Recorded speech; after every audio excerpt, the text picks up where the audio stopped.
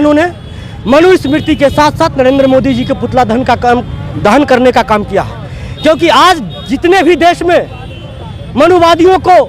मनुवाद को मानने वाले, चाहे ब्राह्मणवाद को बढ़ावा देने का काम देश में नरेंद्र मोदी कर रहे हैं। क्योंकि सब बताना चाहते हैं कि अब बहुजन समाज लोग इतना जागरूक हो चुका है, हमारे नेता का अगर कोई जीवा काटने का काम करेंगे उससे पहले हम लोग उनका हाथ काट लेंगे। रामचरितमानस पे जो दैनिक टाइम्स लाइव खबर के लिए इंतजार है।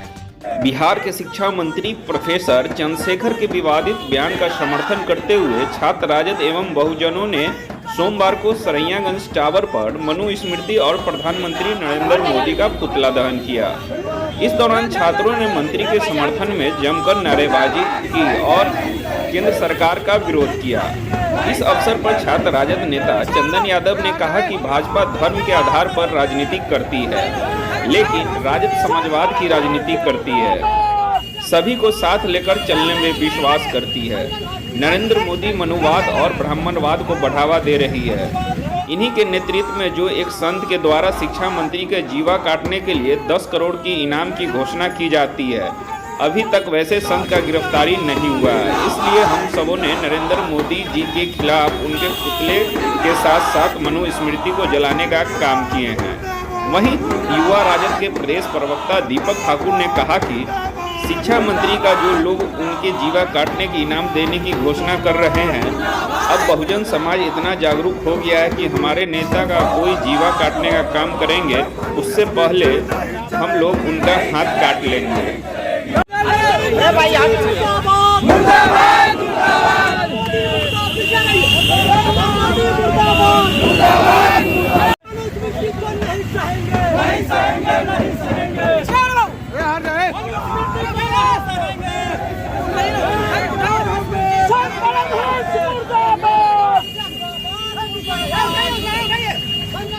आज जो पुतला दहन का कार्यक्रम था और मनुस्मृति जलाने का, बार बार जो बिहार के शिक्षा मंत्री हमारे नेता चंद्रशेखर जी पर उंगली उठाया जा रहा है, वो किसी ग्रंथ के रूप को नहीं गलत कहा था, बल्कि कुछ छंद कुछ श्लोक ऐसा था, ढोल छुद्र वाला का हम लोगों ने विरोध किया है। और उनके साथ में सभी बहुजन समाज के लोग और छात्र युवा सब लोग उनके साथ में हैं। और जो लोग उनकी जीभा काटने की इनाम जो लगा रहा है, हम बताना चाहते हैं कि अब बहुजन समाज लोग इतना जागरूक हो चुका है, हमारे नेता का अगर कोई जीवा काटने का काम करेंगे उससे पहले हम लोग उनका हाथ काट लेंगे। रामचरितमानस पे जो सवाल उठाए थे, क्या वो सही है? विवादित रामचरितमानस पे कोई सवाल नहीं उठाया गया था। हम बार बार बोल रहे हैं, ढोल छुद्र वाला जो नारी है, आप लोग रिपीट करके देखें, सिर्फ मामला उस पर आया था। हम लोग भी राम को मानते हैं, लेकिन उस राम को भी ज़्यादा मानते हैं जो सबरी का जूठा बैर खाता हो और केवट को अपने गले लगाता हो। हम उस राम को भी मानते हैं। मनुवाद के खिलाफ, मनुस्मृति के खिलाफ जो लोग मनुस्मृति में विश्वास रखते हैं, ब्राह्मणवाद में विश्वास रखते हैं, मैं फिर से करेक्ट कर दूं, ब्राह्मण नहीं ब्राह्मणवाद के खिलाफ आज मुजफ्फरपुर के बहुजन छात्र नौजवानों ने मनुस्मृति के साथ साथ नरेंद्र मोदी जी के पुतला दहन करने का काम किया है। क्योंकि आज जितने भी देश में मनुवाद को मानने वाले, चाहे ब्राह्मणवाद को बढ़ावा देने का काम देश में नरेंद्र मोदी कर रहे हैं। क्योंकि सभी जानते हैं भारत में नरेंद्र मोदी के नेतृत्व में सरकार चल रही है।